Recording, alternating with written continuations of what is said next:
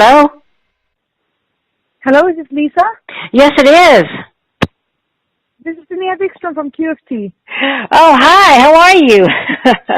I'm fine. How are you? I'm so sorry.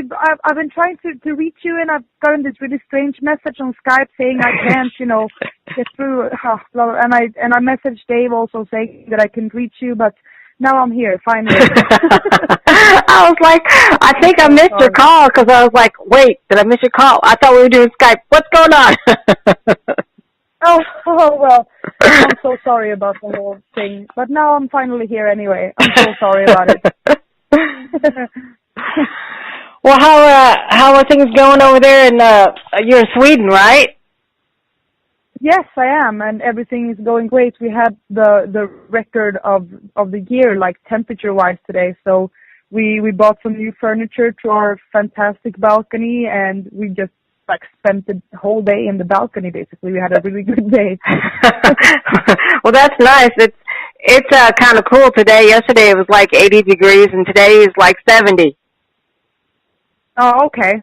So we should actually have a little bit warmer weather in Sweden than in the States. I'm not really good with the Fahrenheit, but we had about 23, 24 centigrade here, so that could be about, 75 maybe, 80, I don't know. Yeah, it's confusing. Maybe that's not, I don't know. It is confusing. Where in the States are you from? Well, I was originally born in New York, but I'm living in Houston, Texas, which is close to the Gulf of Mexico. So you should have exactly. So we share the same water basically, because the Gulf of Mexico sort of runs and comes to Sweden, and that's why we have warm summers here. So it gets the Gulf of Mexico. It gets really, really hot here in the summertime. It's like with the humidity and everything, it's like 100, 120 outside. Yeah, it gets really hot. Yeah. But I prefer that rather than the cold that we have here in the winters. That's just horrible for me. I can't stand cold. I want warm weather. You sound like most of the people that live in Houston. They're like, oh, we hate the cold. We hate the cold. I'm like, whatever. I grew up in it.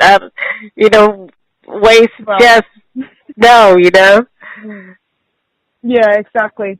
Yeah, you get used to it. But also here you have the whole thing with the daytime and during the winters it's so dark. So I see everybody in the city right now are so happy because the light is back. It's such a huge difference in attitude whenever the spring is coming in my city. It's really quite amazing. Yeah, I think people are happier when it's warmer here too. It's like you see a lot more people out doing things and going places and seeing bands. So it's fun. Exactly. Yeah, it is. So tell me about your band. I know you were in another band before you are in Qft. So yeah, and I still am in that other band. I've been with Therion for 7 years now, and even though I was not an original member of that band, I mean that band has been around since '87, even before I was born. But I'm still gonna hang around and still be a part of Therion during their tourings and everything. And I also contributed musically to the latest rock opera that we did, 3 hours of music. So I don't see any reason why I would quit being with Therion to right now. But that's how it all started, and thanks to Therion I'm now in this. I had this solo deal with Despots Records, which I'm really happy about, and finally I get to showcase my music and what I'm actually made of, which is really cool. So how did Qft come about from that? Well, the musicians for me were quite easy to choose, because since this is a solo deal, I could basically do whatever the hell I wanted to. So I had the musicians set from the get-go, which guys I wanted to work with. And musically, I had no idea where I was going. I just sat down and okay, I need to write for this album, and let's just see where I'm going with it. And I ended up with the product that we have now, But the fact that we recorded everything live, and the whole theme about the universe and space and about physics and science, that all of that was like that was thought of from the beginning. That's always what I wanted to like. That's I've had so many ideas what I want to do musically and what I want to do for a theme or for like a concept for a band or for a solo project, but this is the one that really stuck with me for a long time. So I figured why not just go with this, because I've had this idea for so long, so I really want to, do it. So that's sort of how it came together and how it became what it became. Now, QFT stands for Quantum Field Theory? Yes, that's correct. So, and you have a new album, Live in Space? The album is called Live in Space, that's correct. So tell me about your new album. I know that you were just saying that you are into science and stuff, so you incorporated that into this new album? Yes, a lot. I mean, basically all the titles, all the tracks, like speak for themselves, because that's basically what I sing about. We have a song called Quasars, and what is a quasar? Well, listen to the song and you'll know what a quasar is. Basically, it sounds like it would be kind of dry, but I think we pulled it off to make it sort of, poetic, and at the same time staying like scientifically correct, because I really wanted it to be somehow scientifically valid, and like at least as to how I've come to understand the topics that I sing about. But if you would have a scientist or a quantum physics person look through the lyrics, they would probably have some points that they could talk about. But you have to make it fit to the music as well, which was a challenge, but it was fun. Have you always wanted to do a science-based album? Not always. This was, like I said, it came to me. That sounds so cheesy, but I had the idea.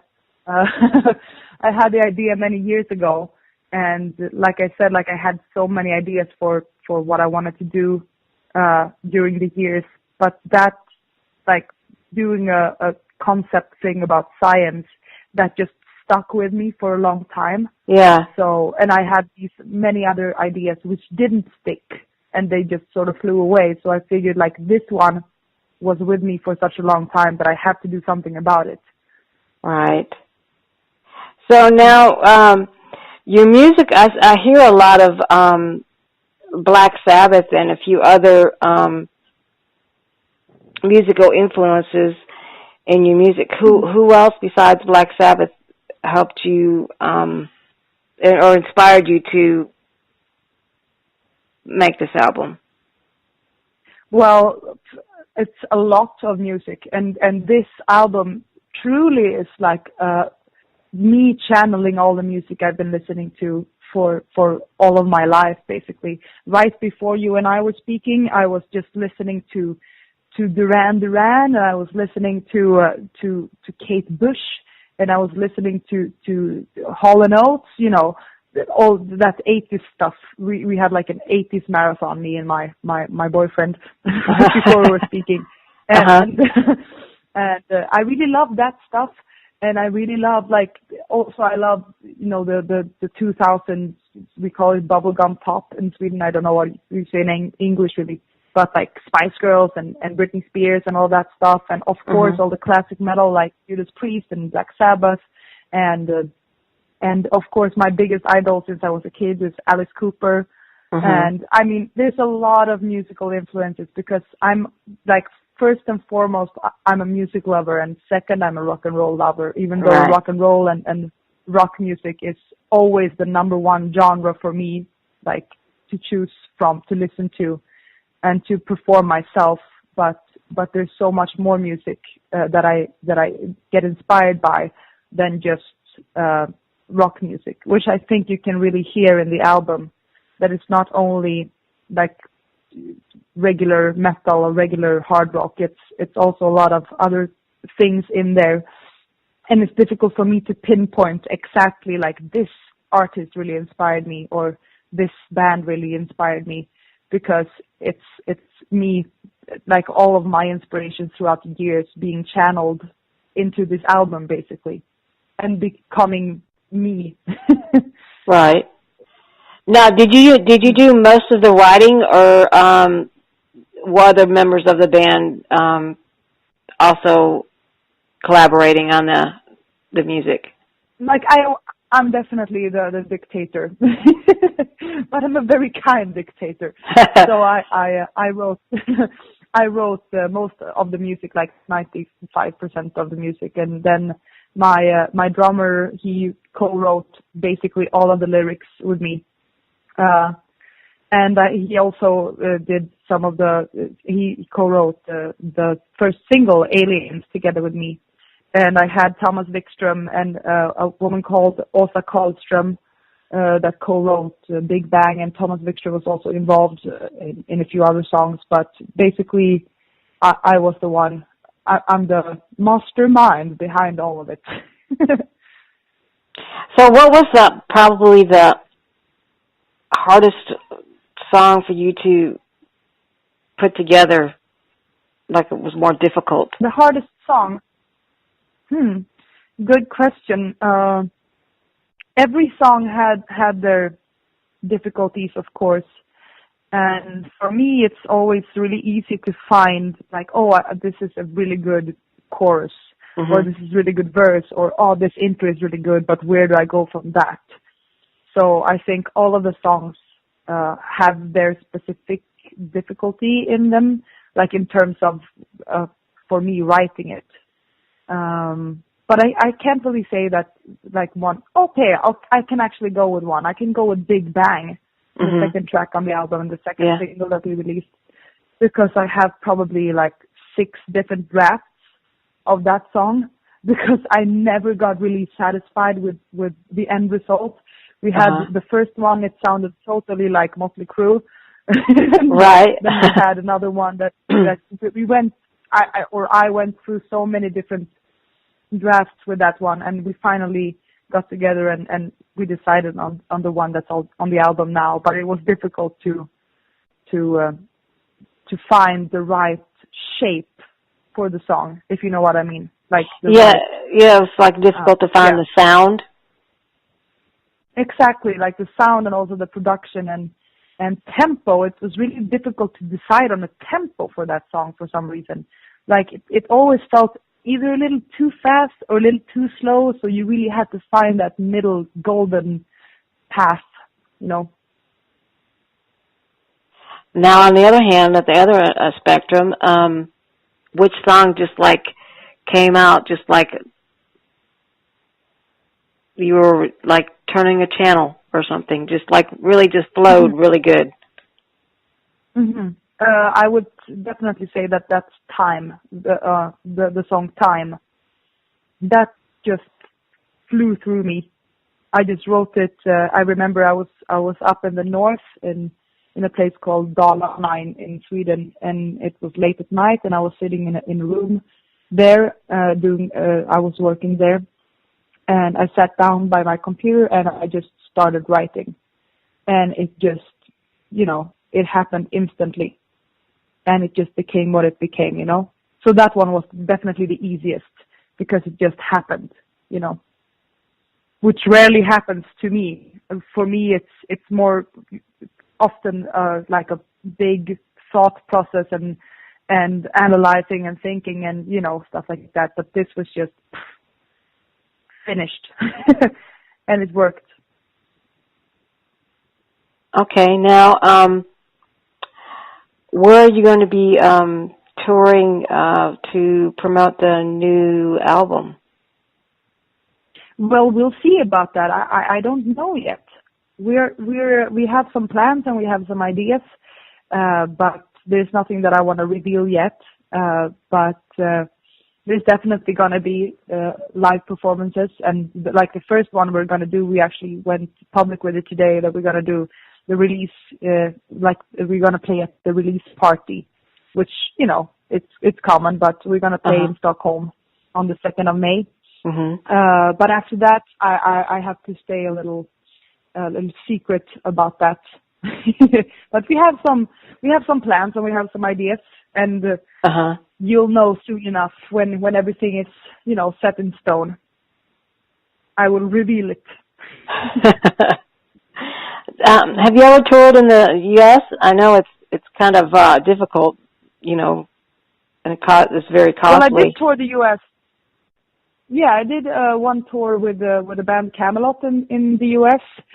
In 2015, and that was a lot of fun, seeing the states like from the north and to the south. And I think we played in Texas. We played in Austin. Yeah, Austin's got it's just as big or got just as much music as Houston does. We have so many venues and music going on constantly. It's all the time. Yeah, I can imagine. It's great. It was a really cool city, though. I really liked it. I liked the venue as well. It was really great. So this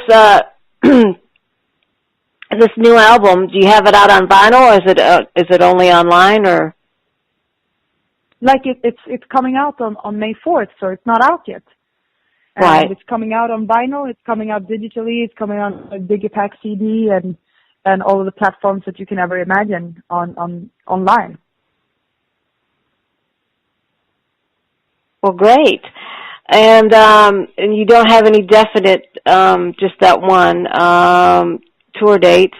So I'm excited to see what the performance will be like, being that I can't see it here in the States. Right. I'm actually working on getting it filmed, so hopefully we can get some video footage from it with good quality and good quality sound as well. We're working on that.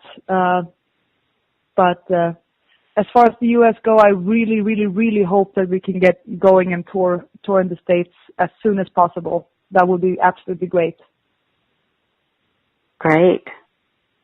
Now, what do you see, once you get this album going and you're out on tour and stuff, what do you see after that? Are you already thinking of ideas of another album after this one? I, of course, want to continue this band or this project for as long as I can, because I absolutely love it. It's you know, my little baby. So whenever we have time and the chance, and I'm already working on some song ideas. So I really hope that we get another album out as soon as possible after the first one. Right. And we'll see what happens. I'm open, and I tried not to have any, you know, expectations in any ways. Just go with the flow and work hard to make it happen, you know. Right. Is there anything else you would like to say or have any input on anything else that we might have missed? I think we pretty much covered it. We have some of the best musicians on the planet playing the album, and of course me singing it, which is very good.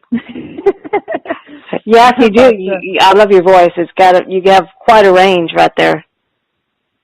Thank you so much. I'm really happy to hear it. But I think we pretty much covered it. Thank you for asking me really good questions.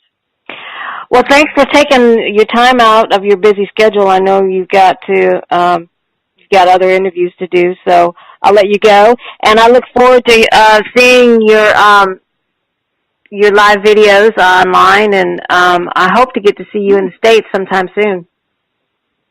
Yeah, same to you. I really want to go there, and thank you so much. And I'm sorry again for being late, but you know, I'm sorry about that.